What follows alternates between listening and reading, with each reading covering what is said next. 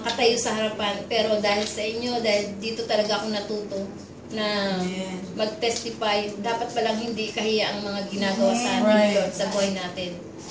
Kailangan i-share natin sa iba upang sa atin, matuto rin sila sa atin. Kaya, purihin ng Diyos dahil siya talaga yung patuloy na hinihipo niya lagi ang ulo ko, ang buong katawan ko upang sumunod sa kalooban niya.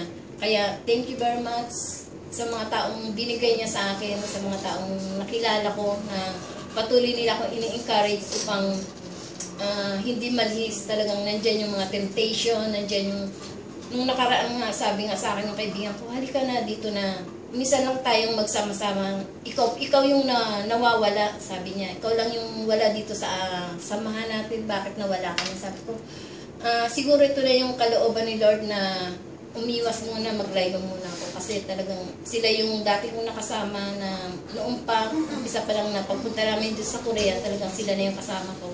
Pero purihin ng Diyos dahil talagang binago niya ako sa mga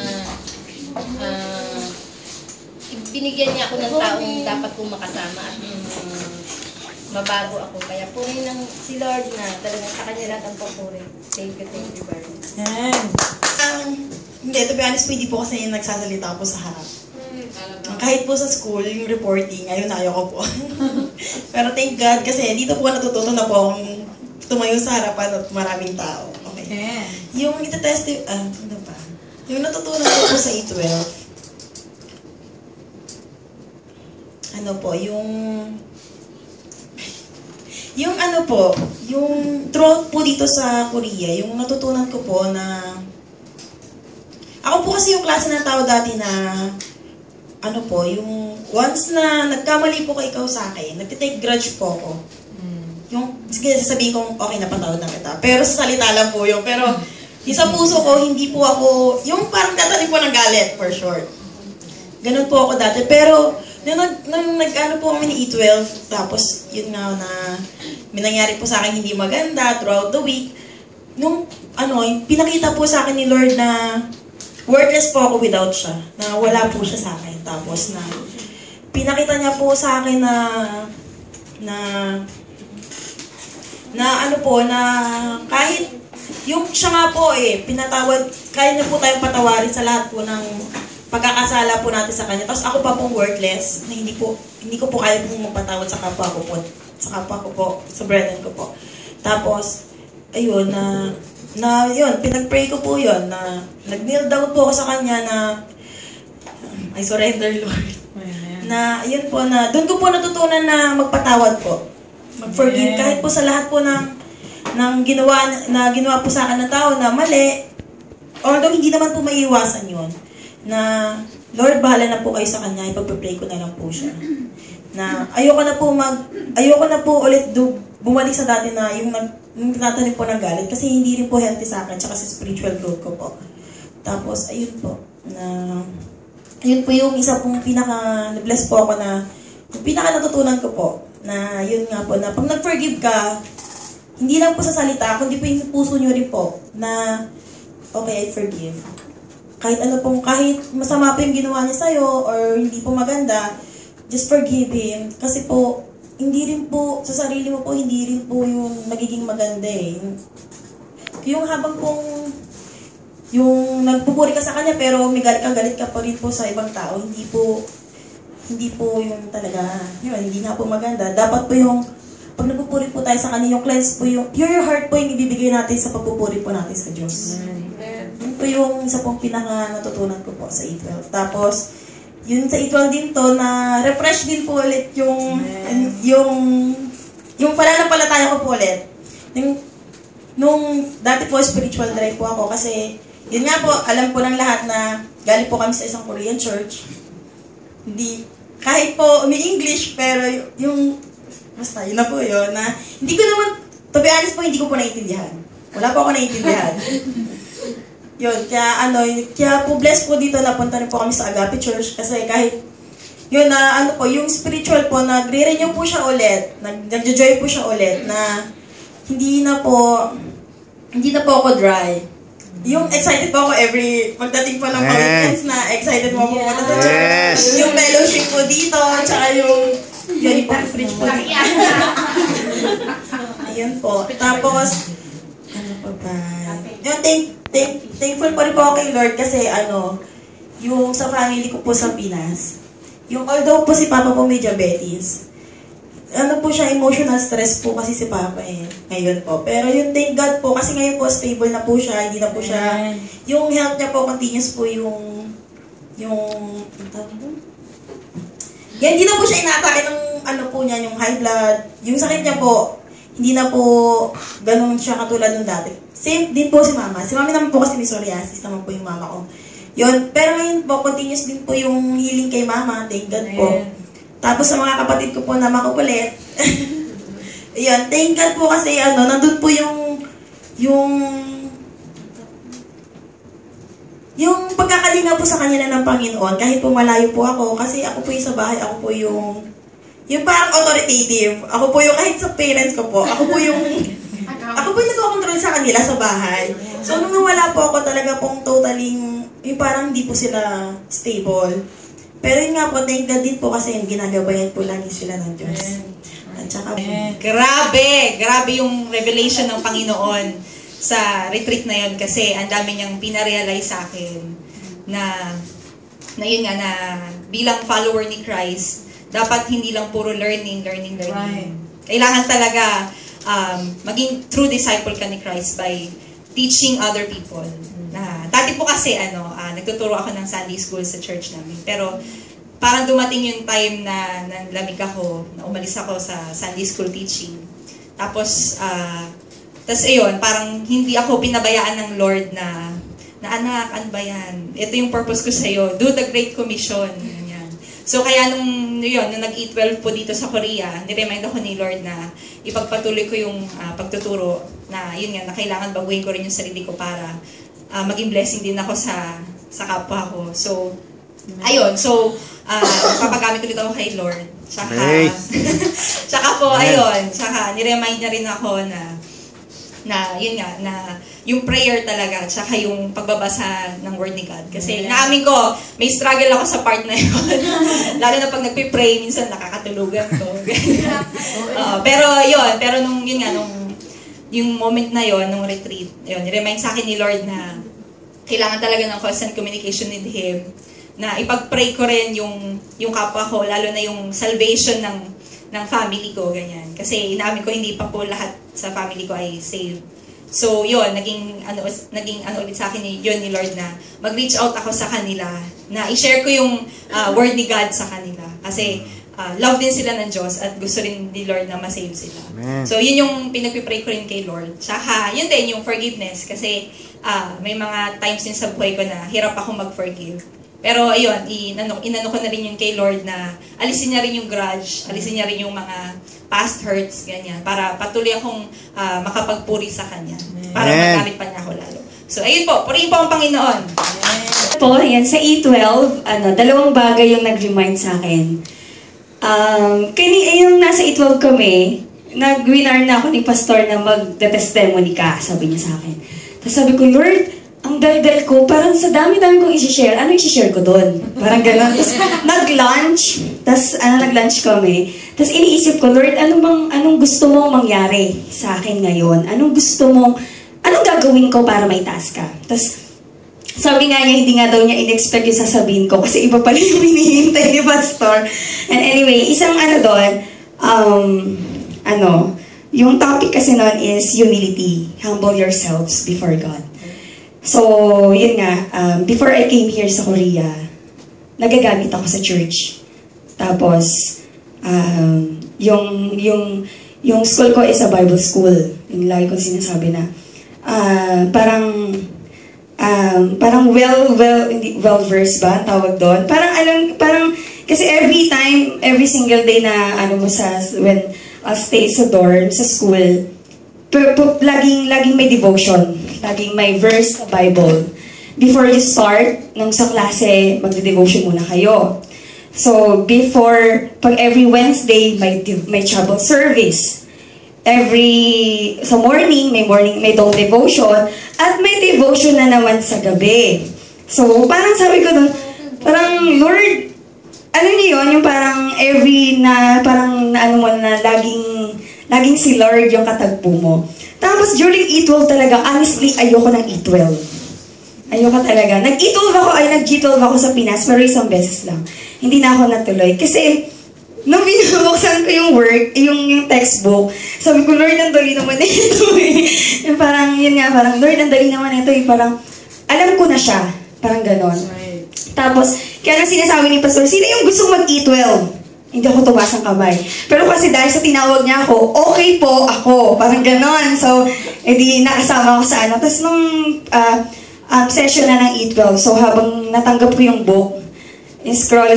Tapos syempre Tagalog pa siya. Scroll, sabi ko, Lord, ang naman ito eh. Parang ang dali naman niya para sa akin. Pero habang inaano ko habang nag-session kami sa E12, ang daming revelation ni Lord. Parang, bago mo nakuha tong stage na to, bumalik ka ulit sa basic. Kasi hanggat hindi ka bumabalik sa basic, hindi mo ulit maiintindihan yon. Alam mo yun, yung cycle ni Lord. Di ba? Hindi mo mararanasan, hindi mo talaga maiintindihan kung gaano siya kabuti kung hindi ka babalik sa unahan. So habang inaano ko to, parang, though na-encounter ko na siya before, pero yung revelation ni God, iba-iba. Parang, katulad nung sabi na tumatak sa isip ko na, binabago ka ng Diyos araw-araw. Right. Parang, yun nga parang, Lord, iba kung paano siya kabuti sa'yo noon dati, sa kung gaano siya kabuti ngayon. So, grabe yung ko na parang, Lord, hindi ko pa pala alam lahat. Right. Napakayabang ko sa harapan mo. Na parang, ang dami mong pwede isumbat sa akin. Parang ganon. Hindi totoong hindi ko alam. Kasi hindi ko pa talaga siya alam. Diba? Tapos nakita ko yung sarili ko na ang yabang ko pala sa harapan niya.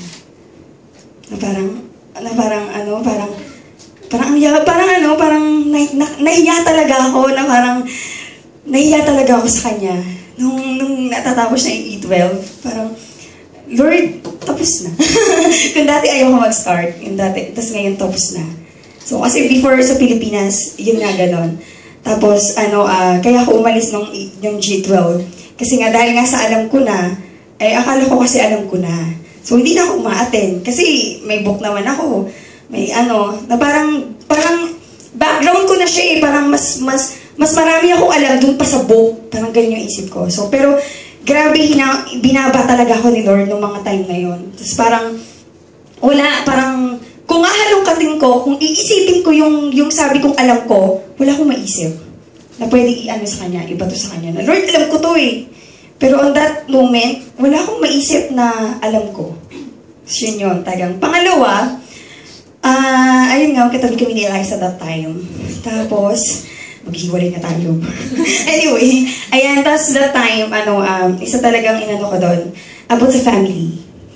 Ayan, we're Christian family. Pero, grabing iniluhod ko talaga ng time na yun si Kuya. Kasi parang, I do the ministry. Parang, ang dami kong, sinishare ko yung word ni God. Pero hindi ko siya kayang i-share kay Kuya. Yun yung time na, ang dami kong pinagpipray, pero hindi ko siya pinagpipray. Tapos parang nag-reveal sa akin na, paano siya magbabago kung hindi mo naman siya pinagpipray? Tapos habang iniisip ko yun, yung parang may notebook kasi ko sa bahay, tapos parang Lord, never ko atang naisulat si Kuya doon. Parang gano'n. Tapos every time na tapos sabi nga ni Ate Joy, kaya daw siguro ganun si Kuya, baka nasaktan siya. Tapos inisip ko kung ano yung kinasakit ni Kuya. Tapos may alam niyo yung story ni Jacob and Esau? Ayan. Kasi dalawa kami ni Kuya. 1 taon lang yung pagitan namin dalawa. So, 24 siya and I'm 23. From the very start, yun, gusto kong ako yung panganay. Yeah. Gusto ko ako yung panganay. Kasi magka-classmate kami since grade 1 to grade 6. Kasi parang na-accelerate lang kasi kung hindi ako Gusto ko siya kasi nakakatuwa dahil hindi naman ako kasali sa A12. Pero graduate ako. Siguro by chance lang yun na siguro God's will na ma-join ako sa kanila. Kasi wala akong balak talaga. Kaya nung nagtatawag si Pastor, sabi niya, who want to join the E12? Sabi ko, silang dalawa. Sabi ko, silang dalawa. Kasi sabi ko, ini-encourage ko kasi yung asawa ko na sabi ko para mas more ma-involve pa siya sa Filipino community. Tapos yung anak ko, kasi medyo talaga siya, malayo pa. Kumbaga sa distansya sa Panginoon at sa kanya, masyado pang malayo yung lalakad. Kaya sabi ko, silang dalawa lang. Pero sabi ko, ewan ko, bakit? Napunta ako doon. Tsaka, habang nagle-lecture, marami akong natutunan. Marami akong nare-realize na. Marami pa pala akong dapat matutunan sa kanya. Kasi ako yung tipo na mahilig ka makipag-argue.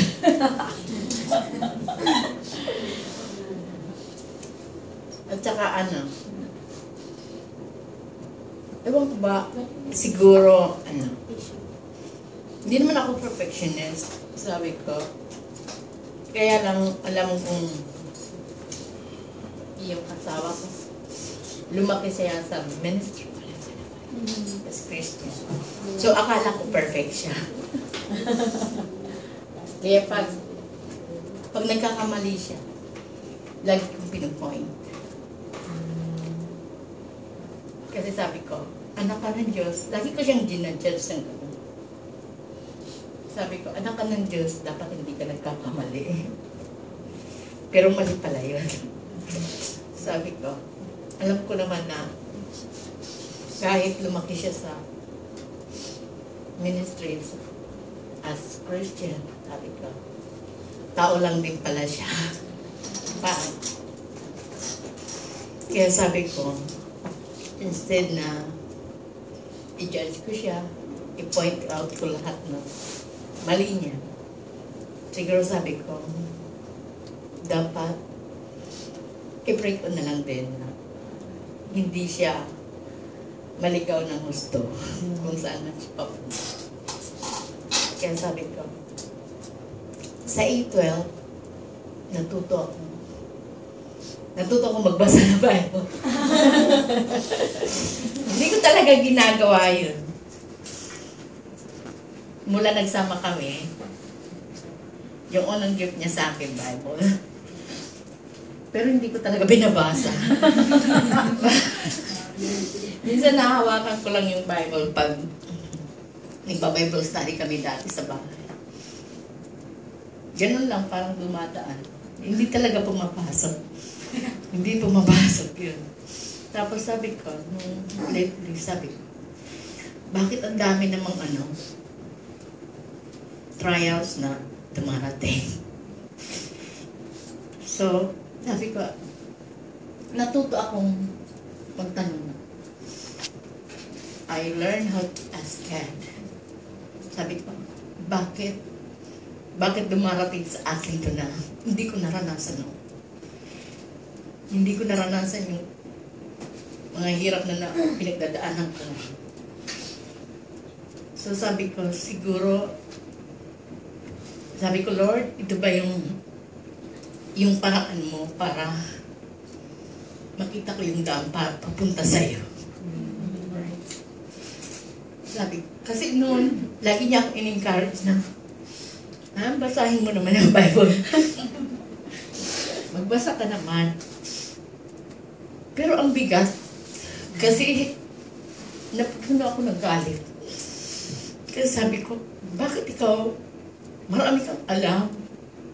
Sabi ko, bakit hindi mo magawang sumunod?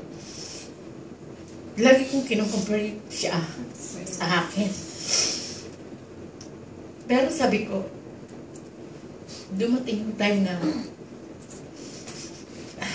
kinausap na rin ako ng Diyos. Nasabi niya, kung hindi mo siya maintindihan, intindihin mo yung sarili mo at ako. Tayo ang mag-usap. Tayo magsimula ng relasyon. Amen. Doon, kaya sabi ko sa kanya, natutunan ko rin. Unawain siya, abutin siya. Sabi ko, natutunan kong tingnan kung ano rin ang mali ko sa sarili ko. Hindi lang siya.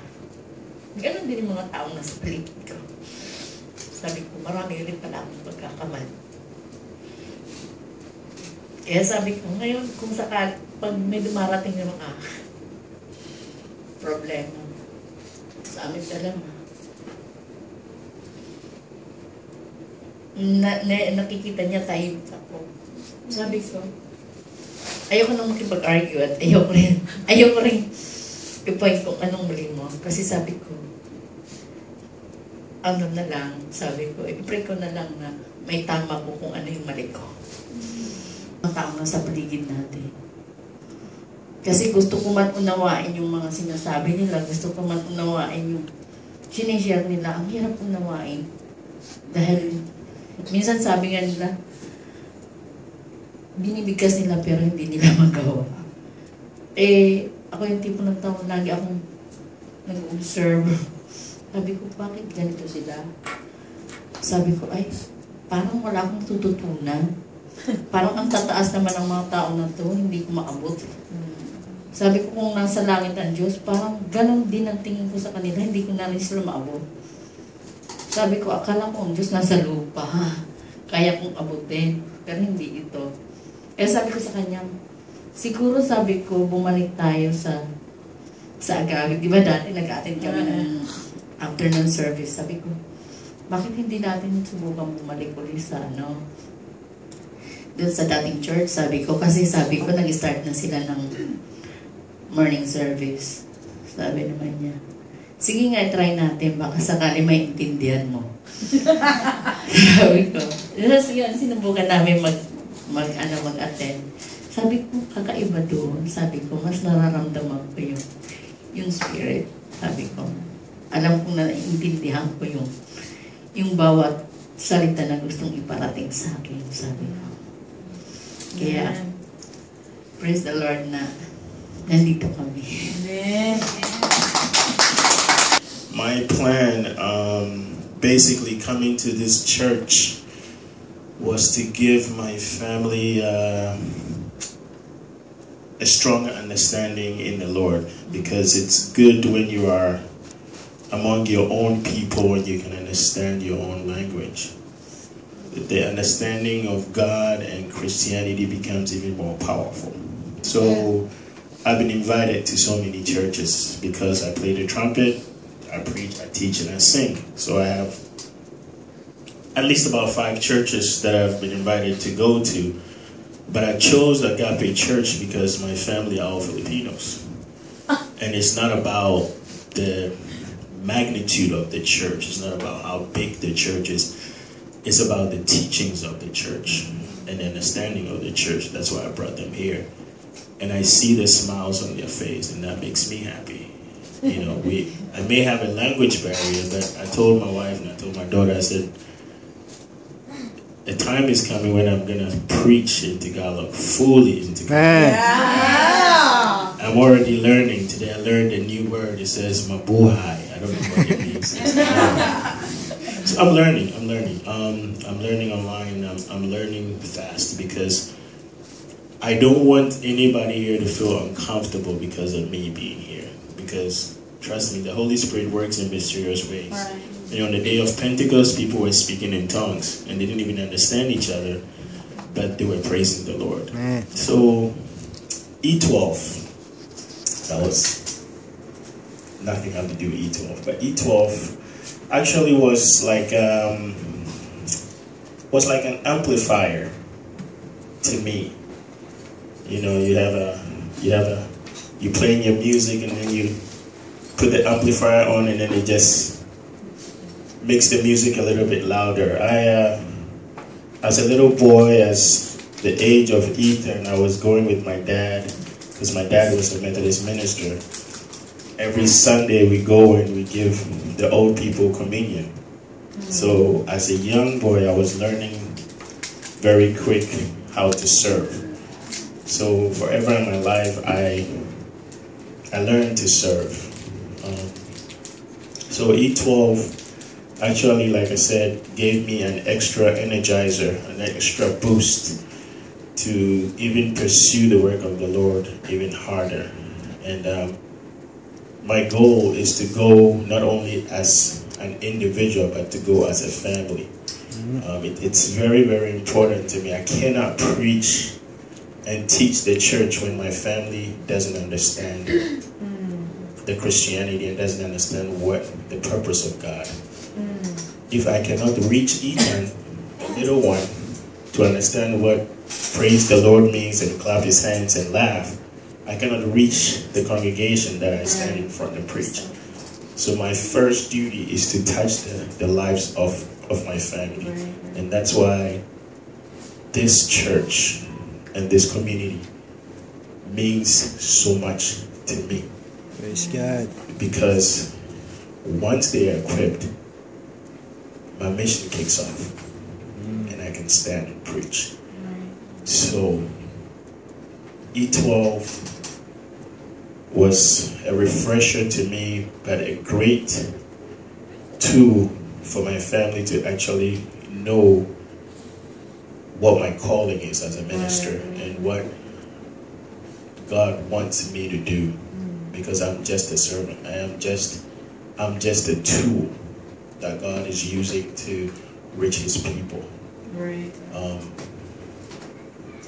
I stand here as a soldier, and the wars I've been through, you watch the news and you see pictures of Afghanistan, you see people dying, and you see people getting shot, you see people's head being cut off. I've been there. I've been there. It's not somebody killing you that is the biggest thing. It's not that. It's the fear. The fear and the threat. If I tell you I'm going to kill you, you're not going to be too worried. It's the fear that's really going to get you more worried. And that's how the devil works. The devil comes to put fear in us because he's already been defeated by God. We all know that. Jesus Christ came, died. And that's why E12, it talks about the Holy Spirit. It talks about baptism. It talks about being dead, submerged, fully submerged in water, died with Christ, and come back. So the devil's already defeated. Everything he's doing is just scare tactics. If somebody stands in front of you and goes like that, immediately you're like, it's just, that's all he does. That's what the devil does. It's just scare tactics. So once we understand what that means, we shouldn't even be scared of him anymore. So E12 has taught me a lot. I love this community. I love the agape love. I love the family. The camaraderie. Just the togetherness just makes me very, very happy to be here. And I pray that what we learned will not just be a certificate in our hands. Okay? That book, E12, is not just a 6 weeks learning tool. I challenge you to read it and reread it and reread it again and again, and you will find something new. In that little book. You will by all means find, every time you read it, I guarantee you will find something different. God will speak to you in a whole different way. So let's not just keep the book under the bed, under the pillow, and let dust cover all over it because we are done with E12. It's a small little book, but the magnitude of that book is so huge. So it's a refresher to me, and I encourage each one of you to let it be a refresher as you pass on the word. Amen. Naangin kasi po talaga ako yung yung klase ng tao na mahilig yung magtanim ng galit. Nung hindi ko sasabihin sa isang tao na galit ako sa kanya, talagang kinikim-kim ko lang. Pag may ginawa ka sa akin, bibilangin ko, itatago ko lang sa sarili ko yun. Hindi ako marunong magsabi sa ibang tao kung ano yung nararamdaman ko. Tapos yun po, sa E12, kasi simula nung bata ako, hindi ko kasama si mama lagi. Kasi simula nun, kahit nung bata pa ako, lagi siyang maalis. Tapos pupunta sa mga, yung lagi niya ako iniwan sa tita ko, sa lola ko, ganun. Hanggang sa lumaki ako, nag-abroad siya. Hanggang ngayon, nagtatanim pa rin ako na, bakit ganun? Lagi ako iniwan ng mga taong mahal ko. Yung yung mga tita ko, yung parang kasi ako yung, hindi ako yung gusto ko lagi, simula nung naiwan ako, lagi akong naiwan, parang gusto ko, nasa akin na lang yung attention. Kasi wala namang nakakapansin sa mga ginagawa ko. Lagi akong kino-compare sa mga pinsan ko. Pero alam ko sa sarili ko na, hindi naman yun yung ginagawa ko pero bakit ganun yung tingin nila sa akin? Bakit masama pa rin kahit wala akong ginagawa? Tapos parang iniisip ko, buti nga ako, hindi ako nag-rebelde eh. Hindi yung katulad ng mga kaibigan ko na may mga anak na, hindi pa nakaka-graduate, hindi nagbabarkada na yung nag-iinom, nagda-drugs. Kasi ako yung mga kaibigan ko, actually lahat, buong sa school lang, wala akong kaibigan na yung masasabihan ko talaga ng yung nararamdaman ko, yung best friend ko talaga.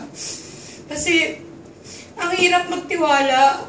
Kasi alam mo, pag nagtiwala ka, paano kung isang araw mag-away kayo, tapos sasabihin niya sa iba yung secret mo, di ba? Pero, alam mo yung kahit, yun pala, yung pagre-rebelde ko, yung hindi ko sinasabi sa kanila yung nararamdaman ko. Kahit ngayon, yung sarili ko, nilalagay ko sa mag-isa lang ako, laging gusto ko sa kwarto. Sasarilinin ko lahat ng nararamdaman ko. Kung hindi, ilalagay ko sa ipopost ko, o kaya mag-vlog ako. Pero hindi pala dapat ganun. Dapat sabihin mo, una-una kay Lord. Mag-confess mo sa kanya nararamdaman mo. Tapos mag-confess ka rin, manghingi ka ng tawad yun. Alam ko kung bakit, may nararamdaman si mama na hanggang ngayon, hindi ko matanggap na iniwan niya ako noon. Pero ngayon, na-appreciate ko na kung hindi niya ako iniwan. Hindi ako nakagraduate ng elementary, hindi ako nakagraduate ng high school. Kasi tuwing may meeting, nakakainggit. Sa school, nakakainggit na akit ka ng stage, tapos sila yung mga kasama nila, mga magulang nila. Oo nga, honor roll ka, or nakakatanggap ka ng mga certificates, lahat ng lahat ginagawa mo para maging nakakaano ka, yung alam mo yung pinagmamalaki ka ng magulang. Pero parang hindi sapat yung hindi mo sila kasama, walang kasama. Nung nakikita mo yung mga tita mo na